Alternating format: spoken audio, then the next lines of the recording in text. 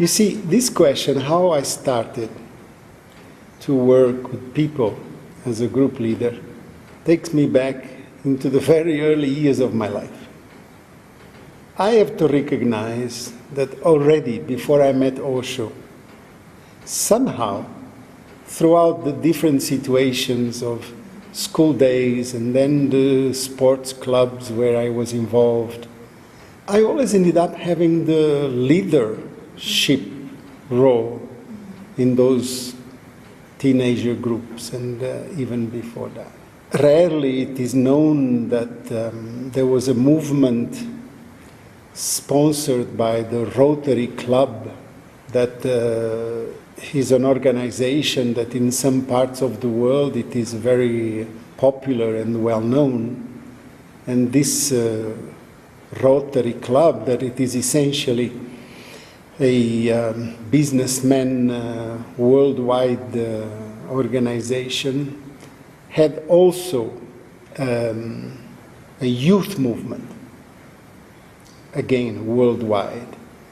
And by the age of 15 years old, I was the president of the club of my own town, and then I was elected the governor of all clubs of Portugal, and I was traveling throughout Europe, attending and making public speeches. This is something that was part of my life between the age of 15 and 17, but it was a very meaningful time, especially that I was dealing with leadership, I was living with adult people and functioning as the responsible, at least in my own country, for this kind of organization. But then I moved to the university and I arrived to live in France, and again I went into sports clubs, and there I was again being the captain of the team and the director of the club, the football team, yes. I cannot say that there was a special event that took me into being in a position of leadership. I felt that somehow my nature, my energy just put me in that position. Then the one who probably recognized it stronger, it was Osho, because as soon as I arrived in his Buddha field, in very short time I was involved with again leadership situations, particularly what was at that time the beginning of all this, what is now called group therapy and the meditation groups. At that time it was really starting, and it is a fact that Osho designated, as I said, pulled me out of the crowd and said, "You're going to work with people."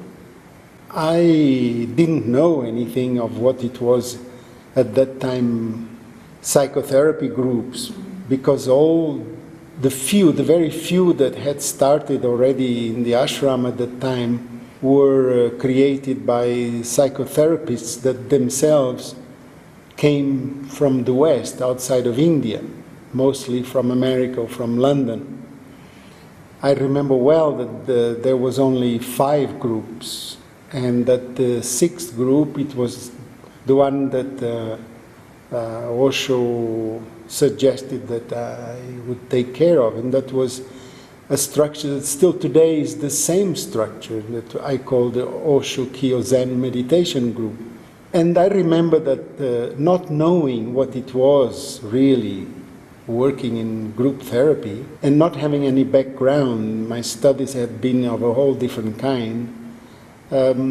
When I was invited to lead a group, I asked myself what kind of group I would like to lead. And I said, I want to lead the group that is about his meditations, his techniques. And at that time, we are talking about the early 1970s. At that time, the life in the ashram was mostly like this. every month between the 11th and the 20th of each month, there was what it was called the meditation camp. This meditation camp included the meditations that are traditional, called the Osho meditations, from dynamic meditation, Kundalini, Nataraj, etc. 7 techniques that occupied us during the day.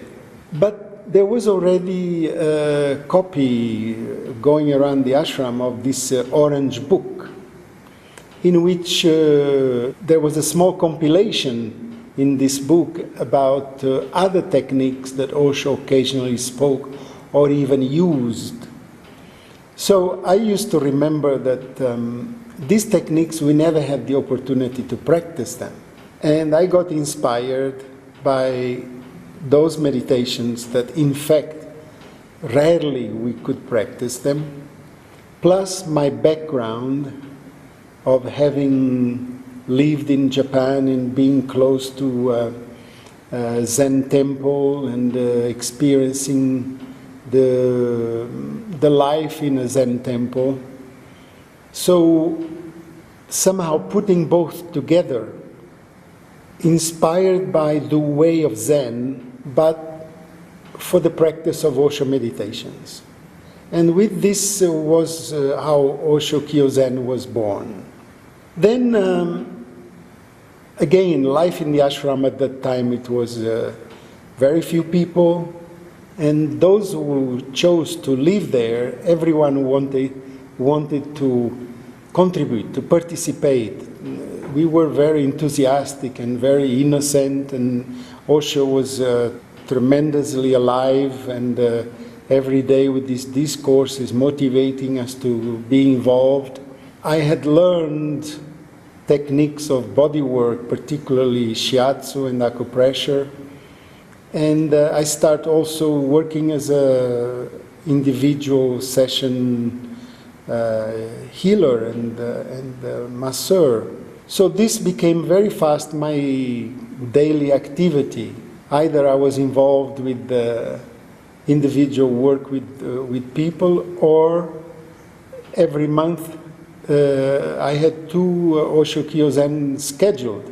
And so basically I learned day after day, session after session, group after group, and above all meditating and listening to Osho discourses every day.